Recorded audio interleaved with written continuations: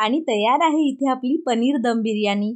आपण बिर्याणीचे खूप प्रकार बघतो आणि त्यातल्या त्यात झटपट तयार होणारा आणि एकदम सोपा सुटसुटीत प्रकार असेल कोणता तर ही पनीर दम बिर्याणी। अगदी अर्ध्या तासात तयार होते आणि करायलाही खूप सोपी असते। मी इथे एकदम साध्या सोप्या पद्धतीने तुम्हाला ही पनीर दम बिर्याणी दाखवलेली आहे। अजिबात जास्त रेसिपीचा तामझाम नाही आहे, मॅरिनेशन नाही, काही नाही। अगदी तुम्ही इझिली ही पनीर दम बिर्याणी अर्ध्या तासात तयार करू शकता। चला तर मग जास्त वेळ न घालवता रेसिपीला सुरुवात करूया। श्री स्वामी समर्थ सर्वांना। आता बघा इथे पनीर दम बिर्याणीसाठी आपल्याला आधी तांदूळ छान शिजवून घ्यायचा आहे। त्यासाठी एका मोठ्या भांड्यामध्ये इथे पाणी गरम करायला ठेवलं होतं मी। त्यामध्ये सगळे खडे मसाले घालायचे, जे तुमच्याकडे अवेलेबल असतील ते सगळे खडे मसाले याच्यामध्ये घालून द्यायचे। त्यामध्ये 2 तमालपत्र टाकले, 3-4 लवंगा टाकल्या, 3-4 मिरी घालून द्यायची। त्यानंतर 1-2 वेलची घालून द्यायची आणि लिंबाचा रस घालायचा। ही मी लिंबाची फोड याच्यामध्ये घालून दिली आणि त्यानंतर याच्यामध्ये चवीपुरतं मीठ घालून घ्यायचं। मीठ घालून झाल्यानंतर याच्यामध्ये मी साजूक तूप घालते। तुम्हाला तूप नको असेल तर थोडंसं तेल घातलं तरी काही हरकत नाही, जेणेकरून भात आपला पूर्णपणे मोकळा होतो। पण तूप घातल्यामुळे याला त्या मोकळ्या होण्यासोबतच एक छान साजूक तुपाचा स्वाद येतो। त्यासाठी तुम्ही याच्यामध्ये तूप घालू शकता। आता त्यानंतर बघा इथे मी लॉंग ग्रेन बासमती राईस घेतलेला आहे। स्वच्छ धुवून घेतला 2-3 वेळा आणि 15 ते 20 मिनिटं मी सोक करत ठेवला होता, भिजत ठेवला होता। त्यानंतर त्यातलं पाणी काढून मी स्वच्छ हा तांदूळ या पाण्यामध्ये घालून देते। आपल्याला हा राईस 70 ते 80% शिजवून घ्यायचा आहे। त्यासाठी याला मी आता एकदा मिक्स करून घेते आणि आता हे आपण बाजूला ठेवून देऊ। तोपर्यंत आपण पुढची तयारी बघू। जोपर्यंत आपला हा भात एका बाजूला शिजतोय तोपर्यंत आपण बाकीची तयारी करूया। त्यासाठी एक कढई घेतली आहे, कढईमध्ये तेल घालून घ्यायचं।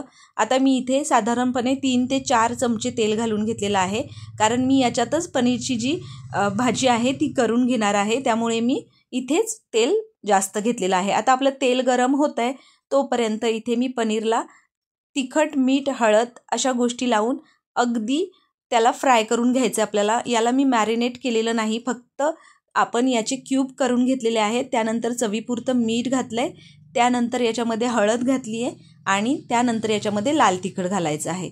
तुम्हाला हवं असेल धने जिरे पावडर तुम्ही याच्यामध्ये घातली तरी काही हरकत नाही। त्यानंतर बघा इथे छान कोटिंग करून घेतलं याच्यावर। तोपर्यंत आपला छान तेल कडकडीत गरम झालं आहे। मंद आचेवर गॅस करून याच्यामध्ये हे काजू तळून घेणार आहे।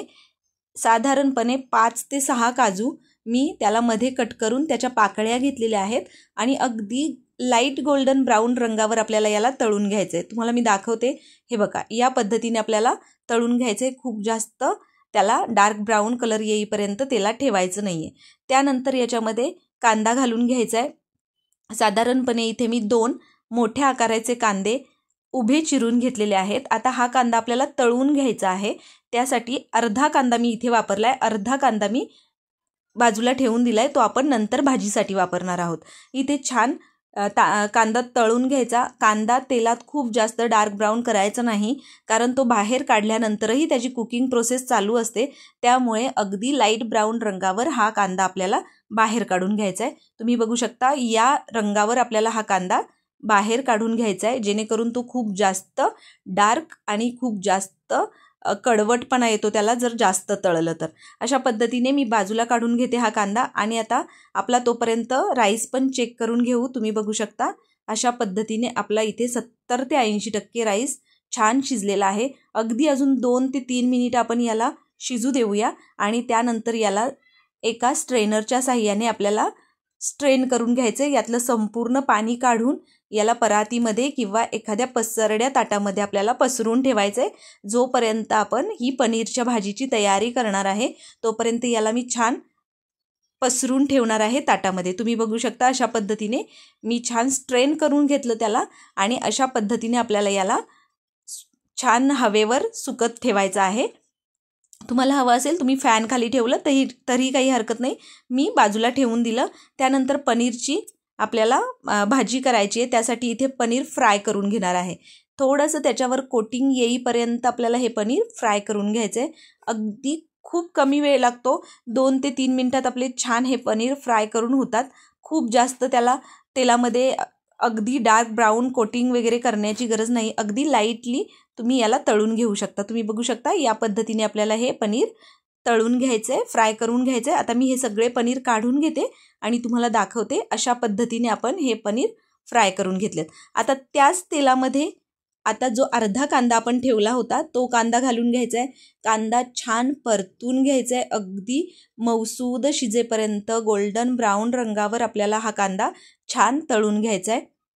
अगदी कमी वेळात ही पनीर दम बिर्याणी तयार होते.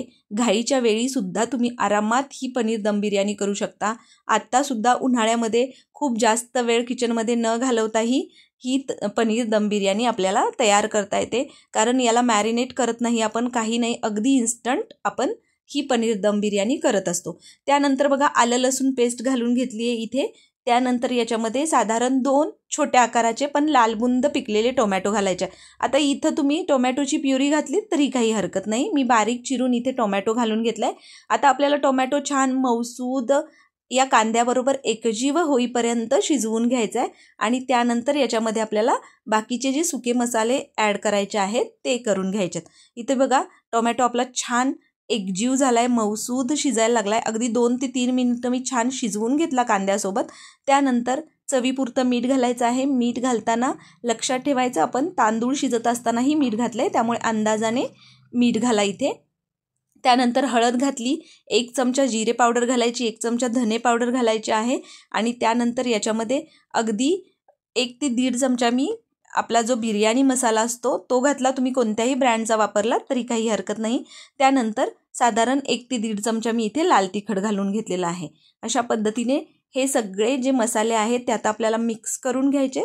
1 ते 2 मिनिट याला छान परतून घ्यायचं आहे. तुम्ही बघू शकता अशा पद्धतीने छान परतून घ्यायचं आणि त्यानंतर आपल्याला याच्यामध्ये थोडंसं पाणी घालायचं आहे, जेणेकरून काय होईल, हे सगळे मसाले या टोमॅटो कांद्याबरोबर एकजीव होतील आणि छान एकसंध असं हे आपली ग्रेव्ही तयार होईल. अशा पद्धतीने इथे मी बघा पाणी घालून घेतलं आणि 2 ते 3 मिनिट शिजवून घेतलं. त्यानंतर 2 चमचे फेटून घेतलेलं दही यामध्ये घालून घेतलेलं आहे. आता हे दहीसुद्धा आपल्याला या मसाल्यासोबत छान परतून घ्यायचं आहे. 1 ते 2 मिनिट या मसाल्याबरोबर शिजू द्यायचं आहे आणि त्यानंतर आपल्याला याच्यामध्ये जो तळून घेतलेला कांदा आहे त्यातला अगदी थोडासा कांदा, म्हणजे 3 ते 4 चमचे कांदा किंवा तुम्ही पाववाटीपेक्षा थोडासा कमी कांदा या मसाल्यामध्ये असा कुस्करून घालायचा आहे.